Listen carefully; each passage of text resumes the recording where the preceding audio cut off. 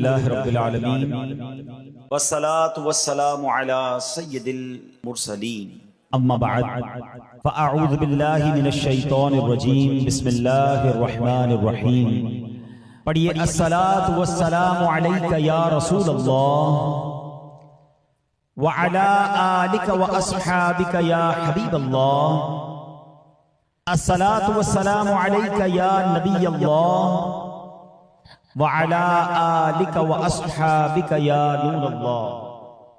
درود پاک کے بے شمار فضائل و برکات ہیں۔ القول البدی میں ہے حضرت ابو عباس احمد بن منصور رحمت اللہ تعالی علیہ کو انتقال کے بعد کسی نے خواب میں دیکھا کہ وہ سر پر موتیوں کا تاج سجائے، جنتی لباس میں ملبوس، شیراز کی جامع مسجد کے محراب میں کھڑے ہیں۔ خواب دیکھنے والے نے عرض کی ما فعل اللہ بکا، یعنی اللہ پاک نے آپ کے ساتھ کیا معاملہ فرمایا؟ تو فرمایا کہ میں کثرت سے درود شریف پڑھا کرتا تھا، یہی عمل کام آ گیا، اللہ پاک نے میری مغفرت فرما دی اور مجھے تاج پہنا کر جنت میں داخل کر دیا۔ کیا بات ہے درود پاک کی!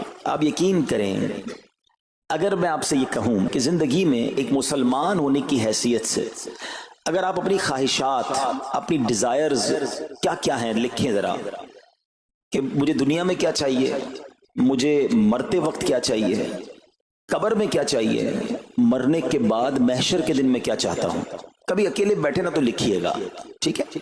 اور اب میں آپ کو بہت ساری حدیثوں کا کچھ نچوڑ پیش کرنے جا رہا ہوں، سنتے جائیے اور سبحان اللہ بھی کہتے جائیے۔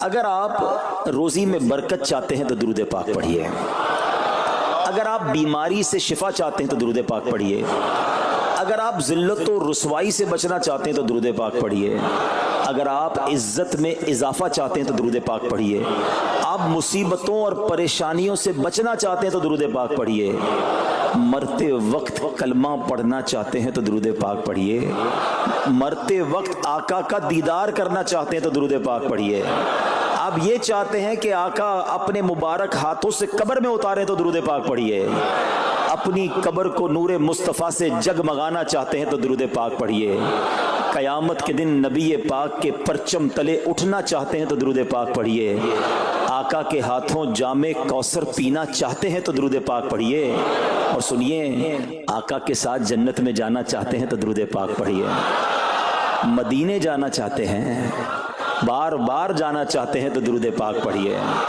اور زندگی میں دیدار مصطفیٰ کرنا چاہتے ہیں تو درود پاک پڑھیے۔ کچھ باقی رہ گیا؟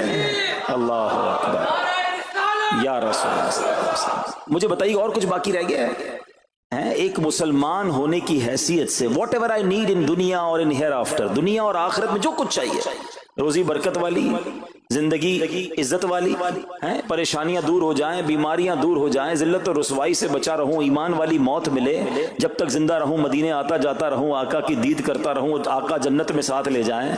اب کچھ باقی بچتا ہے؟ اب یقین کریں میں نے اپنی طرف سے نہیں بتایا، یہ جن کا کچھ مطالعہ ہے تو ان کو یاد آ رہا ہوگا کہ اس ہر جملے کے پیچھے کوئی نہ کوئی ایک روایت یا کوئی نہ کوئی حدیث موجود ہے، یعنی یہ سارے انعامات دنیا کے، قبر کے، حشر کے، یہ سارے انعامات نبی پاک نے درود پاک کی فضیلت میں بیان فرما دیے ہیں۔ یہ ایسے ہی شاعر نے نہیں کہا کہ ہر درد کی دوا ہے، صلی علی محمد، تعویذ ہر بلا ہے، صلی علی محمد صلی اللہ علیہ وسلم۔ پھر کیوں نہیں پڑھتے؟ یعنی اتنے سارے مسئلے حل ہو جائیں ایک ہی وظیفے سے۔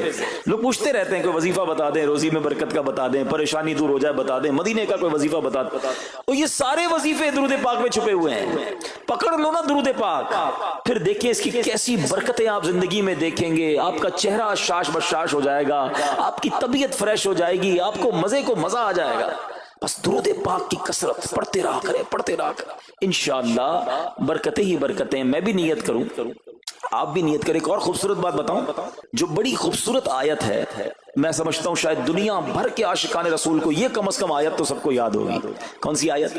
ان اللہ وملائکتہ یصلون علی النبی یا ایھا الذین آمنوا صلوا علیہ وسلموا تسلیما۔ مل کر درود پاک، اللہم صل علی سیدنا و مولانا محمد طب القلوب ودوائها وعافية الأبدان وشفائها ونور الأبصار وضيائها وعلى آله وصحبه وبارك وسلم. اب یہ جو آیت درود ہے نا شعبان کے مہینے میں نازل ہوئی ہے، تو چلو نیت کر لیں انشاءاللہ اب سے روزانہ کثرت سے درود پاک پڑھیں گے انشاءاللہ. آئیے مل کر محبت کے ساتھ ایک بار پھر درود پاک. صلو علی الحبیب صلی اللہ تعالی علی محمد صلی اللہ علیہ وسلم. مشہور صحابی حضرت ابو ہریرہ رضی اللہ تعالیٰ عنہ فرماتے ہیں کہ ایک مرتبہ میں رسول اکرم نور مجسم صلی اللہ تعالی علیہ وآلہ وسلم کی اقتداء میں نماز عشاء پڑھ کر واپس جا رہا تھا. میں نے دیکھا کہ ایک عورت اپنے آپ کو پوری طرح ڈھانپ کر سڑک کے ایک کنارے پر کھڑی ہے اور اس نے مجھے پکارا کہ اے ابو ہریرہ ذرا میری بات سنو. آپ کہتے ہیں میں قریب گیا، میں خلاصہ عرض کر رہا ہوں. تو اس عورت نے کہا کہ مجھ سے بہت بڑا گناہ ہو گیا ہے، کیا میری توبہ قبول ہوگی؟ حضرت ابو ہریرہ نے اس سے سوال کیا کہ کیا گناہ ہو گیا؟ اس نے گناہ کی تفصیل بتائی، کافی بڑا گناہ تھا. آپ نے کہا کہ تو ہلاک ہو گئی اور تو نے دوسروں کو بھی ہلاکت میں ڈال دیا، اتنا بڑا گناہ کیا، اب تم توبہ کی امید رکھتی ہو؟ اللہ پاک کی قسم تیری توبہ قبول نہیں ہوگی. جب آپ نے یہ کہا تو وہ عورت خوف خدا سے کانپنے لگی اور اتنا زور سے کانپی کہ کانپتے کانپتے وہ بے ہوش ہو گئی. آپ نبی پاک کی بارگاہ میں آ گئے. اب آپ کو خیال آیا کہ یار میں نے اس کو کہہ تو دیا مگر میں نے اللہ کے نبی صلی اللہ علیہ وسلم سے مشورہ تو نہیں کیا، پیارے آقا سے پوچھا تو نہیں. اب آپ نبی پاک علیہ السلام کی بارگاہ میں آئے اور آقا سے عرض کی کہ حضور ایسا ایسا ہوا اور ایک عورت مجھے ملی اور اس نے مجھے اپنا گناہ بتایا. میں نے کہا اتنا بڑا گناہ، اب تیری توبہ قبول نہیں ہوگی. اللہ اکبر. جب نبی رحمت شفیع امت صلی اللہ تعالی علیہ وسلم نے یہ بات سنی تو فرمایا انا للہ و انا الیہ راجعون. اے ابو ہریرہ تو خود بھی ہلاک ہوا اور تم نے اس عورت کو بھی ہلاکت میں ڈالا، کیا تمہیں اللہ پاک کا یہ فرمان یاد نہیں؟ پھر نبی پاک علیہ السلام نے قرآن مجید فرقان حمید کی یہ آیت تلاوت کی. ذرا غور سے تلاوت سنیے گا. اللہ کریم ارشاد فرماتا ہے بسم اللہ الرحمن الرحیم الا من تاب وآمن وعمل عملا صالحا فأولئك يبدل الله سيئاتهم حسنات وكان الله غفورا رحيما. ترجمہ کنز العرفان. مگر جو توبہ کرے اور ایمان لائے اور اچھا کام کرے تو ایسوں کی برائیوں کو اللہ نیکیوں سے بدل دے گا اور اللہ بخشنے والا مہربان ہے. حضرت ابو ہریرہ نے جب یہ آیت کریمہ سنی اور پیارے آقا علیہ السلام کا یہ فرمان سنا تو آپ کو احساس ہوا کہ میں نے غلط مسئلہ بیان کر دیا ہے. آپ پر یہ احساس اتنا غالب ہو گیا کہ آپ مدینہ منورہ کی اب گلیوں میں آواز لگانے لگے. ایک عورت نے مجھ سے رات ایک مسئلہ پوچھا تھا، کوئی بتا سکتا ہے وہ عورت کون ہے؟ آپ سارا دن مدینے کی گلیوں میں آواز لگاتے رہے مجھے اس عورت کا پتہ بتاؤ جس نے مجھ سے مسئلہ پوچھا تھا. اب رات ہوئی تو وہ عورت آپ کو کل والی جگہ پر پھر کھڑی مل گئی. آپ فوراً اس عورت کے پاس پہنچے، اسے نبی پاک کا فرمان سنایا اور کہا تمہیں مبارک ہو، اگر تم توبہ کرو گی تو اللہ تمہاری توبہ قبول فرما لے گا. اب یہ عورت اتنی خوش ہوئی کہ مارے خوشی کے کہتی ہے کہ میرا ایک باغ ہے، میں نے اپنے گناہ کے کفارے میں وہ باغ راہ خدا میں صدقہ کر رہی ہوں. یہ پورا باغ ہے ابو ہریرہ میں اللہ کی راہ میں صدقہ کرتی ہوں.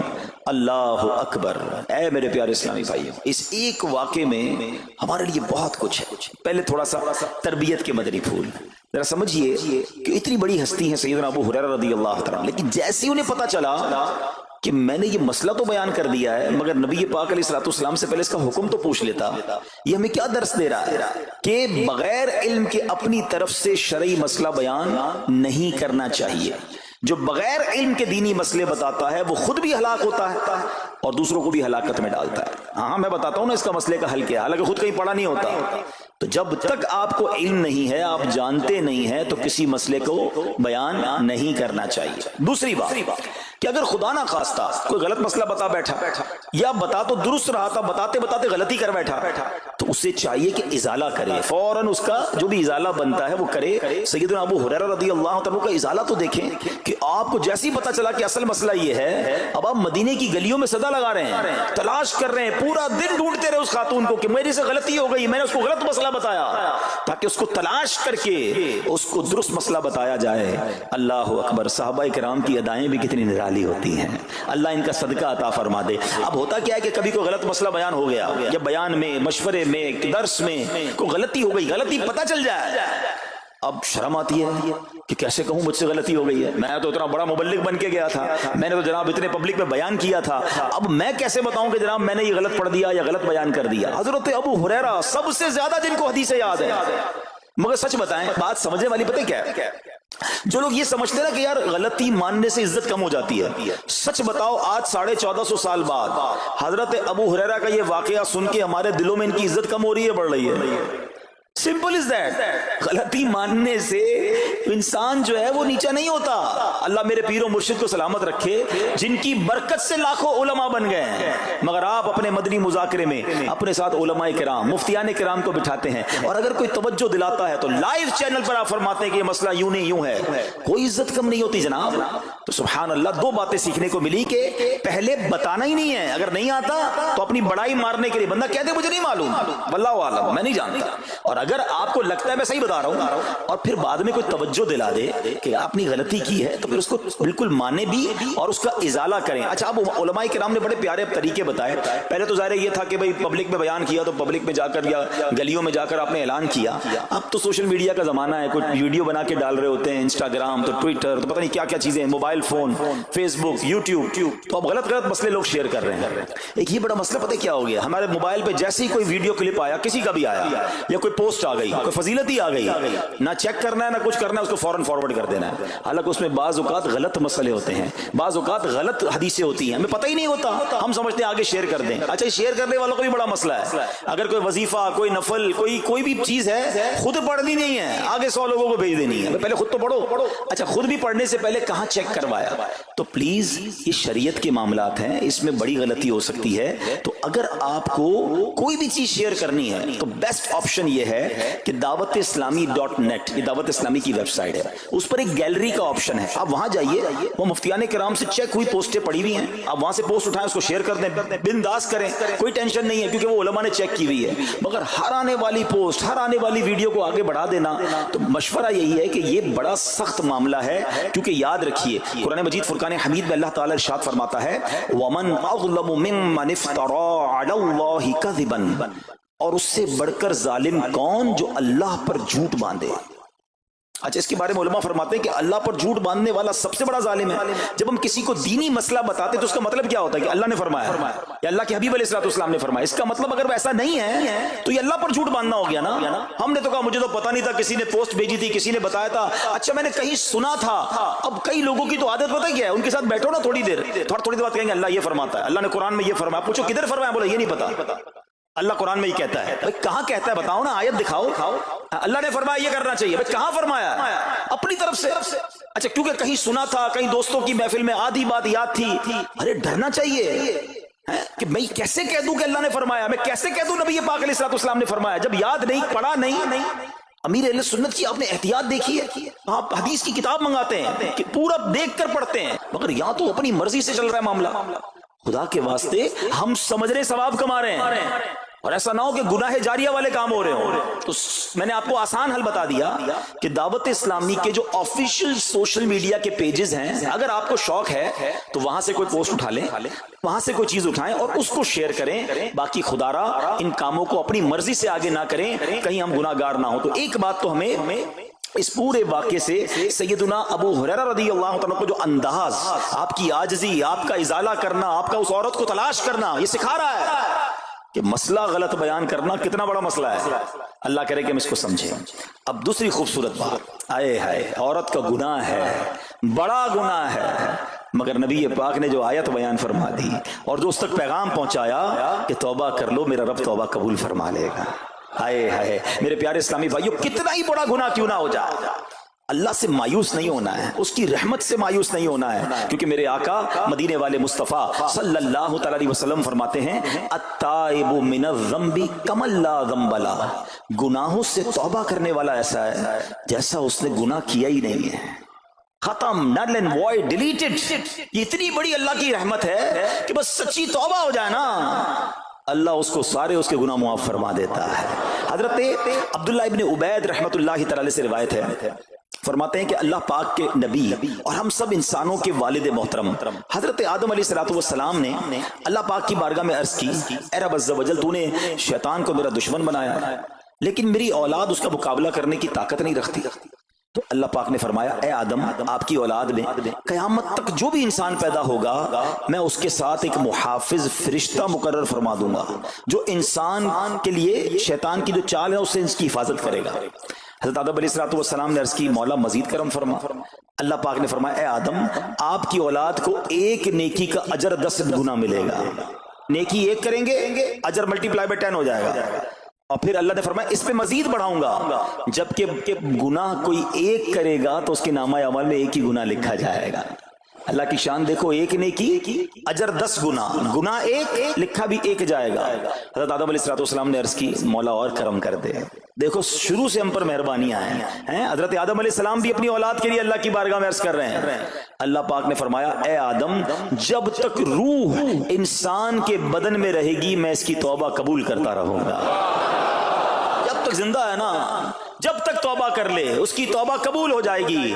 اللہ اکبر، کتنا کریم ہمارا مولا ہے، ہمارا پروردگار کیسا رحیم ہے۔ جب بھی گناہ ہو جائیں فوراً اللہ کی بارگاہ میں حاضر ہو جایا کرو، اپنی غلطی کا اقرار کر کے شرمندہ ہو جایا کریں، انشاءاللہ کریم توبہ قبول ہوگی اور گناہوں کی میل سے دامن صاف ہو جائے گا۔ ارے توبہ جب ہو جائے نا اور بندہ سچی توبہ کر لے، دیکھو اللہ کیسا کریم ہے، کیسا کرم کرتا ہے۔ ایک بزرگ کے بارے میں آتا ہے حبیب عجمی رحمت اللہ تعالی علیہ، ان کا نام تھا، ابھی بہت بڑے آپ اللہ کے ولی گزرے ہیں، بصرہ کے رہنے والے تھے، مگر توبہ سے پہلے آپ کی زندگی بڑی عجیب تھی۔ آپ بڑے امیر آدمی تھے، لوگوں کو قرضہ دیا کرتے تھے مگر سود پر قرضہ دیا کرتے تھے، سود لیا کرتے تھے۔ حال ایسا تھا کہ جب کسی سے سود لینے جاتے تھے یا قرضہ لینے جاتے تھے، وہ پیسہ نہ دیتا، لیٹ ہو جاتا تو اس سے جرمانہ وصول کر لیا کرتے تھے۔ ایک مرتبہ ایک مقروض کے دروازے پر گئے، وہ مقروض تو گھر پہ نہیں تھا، اس کی بیوی تھی، تو کہا میرا شوہر تو آج گھر پر نہیں ہے، نہ ہی میرے پاس رقم ہے کہ آپ کو دوں۔ آپ نے کہا مجھے تو چاہیے، کچھ نہ کچھ تو جرمانہ دینا ہوگا۔ تو اس نے کہا ہم نے ایک بکری ذبح کی ہے، گوشت تو سارا بانٹ دیا، کھا لیا، اس کا سر موجود ہے، آپ نے کہا یہی دے دو۔ سود میں پیسے نہیں ملے تو بکری کا سر لے آئے۔ اچھا اب جب بکری کا سر لے کر آئے تو اپنی زوجہ کو کہا کہ پکاؤ اس کو، تو زوجہ بولی گھر میں نہ لکڑیاں ہیں نہ دوسرا راشن ہے۔ چنانچہ اب لکڑیاں اور دوسرا راشن وغیرہ بھی دیگر مقروضوں کے گھر گئے اور وہاں سے سود میں کسی سے لکڑیاں پکڑ لی، کسی سے دوسرا راشن مسالہ وغیرہ چیزیں پکڑ لی، وہ بھی لے آئے، کہا لو پکاؤ۔ اب زوجہ نے ہانڈی بنائی، ابھی کھانا تیار ہو رہا تھا کہ اتنے میں ایک بھکاری آ گیا۔ حضرت حبیب عجمی نے اس وقت تو توبہ نہیں کی تھی، اس بھکاری کو بھی باتیں سنا کر نکال دیا، گھر سے نکال دیا۔ اب کھانا تیار ہو گیا، کھانے کے لیے بیٹھے، مگر جیسے ہی زوجہ نے ہانڈی کا ڈھکن اٹھایا نا تو وہ سالن جو تھا بکری کے سر کی بجائے پورا سالن خون سے بھرا ہوا تھا۔ زوجہ نے پکار کر کہا کہ دیکھو تمہارے اعمال کا نتیجہ، تمہاری کنجوسی کا نتیجہ، پوری ہانڈی خون سے بھری ہوئی ہے، سود کا مال تھا نا۔ اب ہانڈی کا یوں خون میں بدل جانا آپ کے دل پر بڑی تنبیہ ہوئی، بڑا اثر ہوا کہ یہ میں کیا کر رہا ہوں، میں کون سی روزی کما رہا ہوں۔ اللہ سے جنگ ہے نا سود کا کام کرنے والا، وہ تمام لوگ سوچیں جو سود کا کام کرتے ہیں۔ اب جب آپ کے دل پہ چوٹ لگی تو آپ نے اب توبہ کرنے کا ارادہ کیا کہ بہت ہو گیا، اللہ کو بڑا ناراض کر لیا۔ تو آپ حضرت حبیب عجمی اب باہر نکلے کہ حضرت امام حسن بصری کی بارگاہ میں جاتے ہیں اور وہاں جا کر توبہ کرتے ہیں۔ مگر جیسے ہی اب باہر نکلے نا تو کچھ بچے کھیل رہے تھے، کھیلتے ہوئے بچے نے آواز لگائی جلدی سائڈ پہ ہو جاؤ، دور ہو جاؤ، حبیب عجمی سود خور آ رہا ہے، کہیں ایسا نہ ہو کہ اس کے قدموں کی دھول ہم پر پڑے اور ہم بھی بدبخت ہو جائے۔ پھر دل پر چوٹ لگی کہ یار بچہ مجھ سے نفرت کرتا ہے، ایسا کام کرتا ہوں میں، اللہ بھی ناراض، اللہ کے بندے بھی ناراض، اور دل پر چوٹ لگی۔ حضرت حسن بصری رحمت اللہ تعالی کی خدمت میں گئے، بڑی سچی توبہ کی، اللہ کو راضی کرنے کے لیے پکی نیت کی، ابھی توبہ کی ہے تو بڑی نیکیاں نہیں کر لی، واپس آ رہے ہیں۔ جیسے واپس آ رہے ہیں تو دیکھا کہ وہی بچے کھیل رہے ہیں۔ اب ان بچوں میں کسی نے آپ کو دیکھا تو کہا کہ اب حبیب توبہ کر کے آ رہے ہیں، دور ہو جاؤ، کہیں ہمارے قدموں کی دھول ان پر نہ پڑ جائے تو ہم گناہگار نہ ہو جائیں۔ تھوڑی دیر پہلے یہ بچے کہہ رہے ہیں کہ دور ہو جاؤ، ان کی دھول پڑ گئی تو ہم بدبخت ہو جائیں گے، سود خور جا رہا، ارے ابھی توبہ کی ہے۔ اور اللہ نے اپنے بندوں اور مخلوق کے دل میں کیسی محبت ڈال دی کہ بچے کہہ رہے ہیں دور ہو جاؤ، ہمارے قدموں کی دھول حضرت حبیب پر نہ پڑ جائے، ہم گناہگار نہ ہو جائیں۔ اب جناب بڑا دل پہ اور اثر ہوا کہ مالک تیری قدرت، ابھی تو توبہ کی ہے اور میری نیک نامی کا اعلان تو نے اپنی مخلوق سے کروا دیا، سب کے حقوق ادا کیے، سودی لین دین تھا سب ختم کیا، اللہ پاک کی عبادت میں مصروف ہو گئے، اللہ نے ولایت کا سرتاج بنا دیا، اپنا ولی بنا دیا۔ اے میرے پیارے اسلامی بھائیوں، یہ ہے توبہ، اللہ اکبر۔ اے میرے پیارے اسلامی بھائیوں، پتہ یہ چلا کہ عزت دوبارہ مل جاتی ہے، شرط صرف ایک ہے کہ آدمی صحیح راستہ اختیار کر لے. اولیاء کرام کی سیرت پڑھ کر دیکھیں, ہزاروں اولیاء کرام ایسے ہیں جو توبہ سے پہلے گناہوں میں مشغول تھے, معاشرے میں انہیں بری نگاہ سے دیکھا جاتا تھا, لوگ ان سے نفرت کیا کرتے تھے, مگر جب اللہ کی طرف آ گئے تو کیا کمال ہوا کہ اب جناب لوگوں کے دلوں میں تو دلوں میں, جانوروں کے دلوں میں بھی اللہ نے اپنی مخلوق کے دلوں میں ان کی عزت ڈال دی. کیونکہ عزت کس کے پاس ہے؟ رب کے پاس ہے. دلوں کا اختیار کس کے پاس ہے؟ وہ رب کے پاس ہے. آسمان ولایت کا ایک اور چمکتا ستارہ حضرت فضیل بن عیاض رحمت اللہ تعالی علیہ توبہ سے پہلے ڈاکو تھے. جی ہاں, آپ کتنا بڑا نام ہے ولیوں میں, مگر آپ ایک ڈاکو تھے. اور یہ کوئی کہانی نہیں, واقعی حقیقت ہے کہ رات کو جب بچہ سوتا نہیں تھا تو مائیں کہا کرتی تھیں بیٹا سو جاؤ ورنہ فضیل ڈاکو آ جائے گا.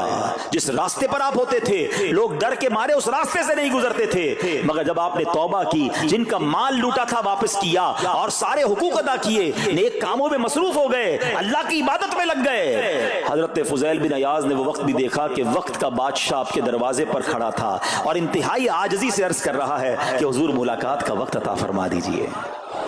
اللہ کی راہ پہ جو چل پڑے, سچی توبہ کر لے, اللہ پھر کیسی عزت عطا فرماتا ہے. حضرت بشر حافی کا واقعہ آپ کو یاد ہوگا. آپ توبہ سے پہلے شرابی تھے, شراب کے نشے میں دھت رہا کرتے تھے. بڑا خوبصورت واقعہ ہے کہ اللہ کے نام کی جب آپ نے تعظیم کی اور آپ کو یہ پیغام ملا کہ اے بشر تم نے ہمارے نام کو بلند کیا, ہم تمہارے نام کو بلند کریں گے. آپ نے توبہ کی, عبادت میں لگ گئے. اللہ تعالیٰ کی معرفت کا عالم یہ تھا کہ آپ ننگے پیر رہا کرتے تھے. حافی کہتے ننگے پیر رہنے والوں کو, اب جب آپ ننگے پیر گلیوں میں گھوما کرتے تو اس شہر کے جانور راستے پر نجاست نہیں کرتے تھے. کیوں نہیں کرتے تھے؟ کہ حضرت بشر ننگے پاؤں رہتے ہیں, کہیں ان کے پیر گندے نہ ہو جائیں. ارے وہ شخص جو توبہ سے پہلے شرابی ہے اب جانور بھی ادب کر رہے ہیں. بلکہ عالم یہ تھا کہ ایک چرواہے کے ایک جانور نے راستے پر گندگی کر دی تو اس نے کہا ہو نہ ہو لگتا ہے حضرت بشر کا انتقال ہو گیا ہے. جب معلوم کیا تو پتا چلا کہ ہاں حضرت بشر حافی کا انتقال ہو گیا. اللہ اکبر, گویا اللہ نے جانوروں کی دلوں کے اندر بھی ان کی عزت ڈال دی, کیونکہ انہوں نے رب کی بارگاہ میں سر جھکایا. انہوں نے دنیا والوں کی پرواہ نہ کی, انہوں نے رب کو راضی کرنے کی فکر کی. تو اے میرے پیارے اسلامی بھائیوں, یہ خیال دل سے نکال دو کہ جناب عزت پیسے سے ملتی ہے, عزت شہرت سے ملتی ہے. جناب سوٹ بوٹ ہو, ذرا اچھے کپڑے پہنوں, اچھی جناب لگژری گاڑی سے اتروں گا تب عزت ملے گی. ارے جناب مہنگا موبائل ہاتھ میں ہوگا تب عزت ملے گی. عالی شان کوٹھیوں میں رہوں گا تب عزت ملے گی. یہ بھول ہے تمہاری. آؤ قرآن کیا کہتا ہے, عزت کہاں سے ملے گی, عزت کس کو ملتی ہے؟ اللہ قرآن میں فرماتا ہے من کان یرید العزت فللہ العزت جمیعا. اللہ کہتا ہے, قرآن فرماتا ہے جو عزت کا طلبگار ہو تو ساری عزت اللہ ہی کے پاس ہے, ساری عزت اللہ کے پاس ہے. وَتُعِزُّ مَن تَشَاءُ وَتُذِلُّ مَن تَشَاءُ بِيَدِكَ الْخَيْرُ. خدا کی قسم دنیا کی ساری دولت کسی کے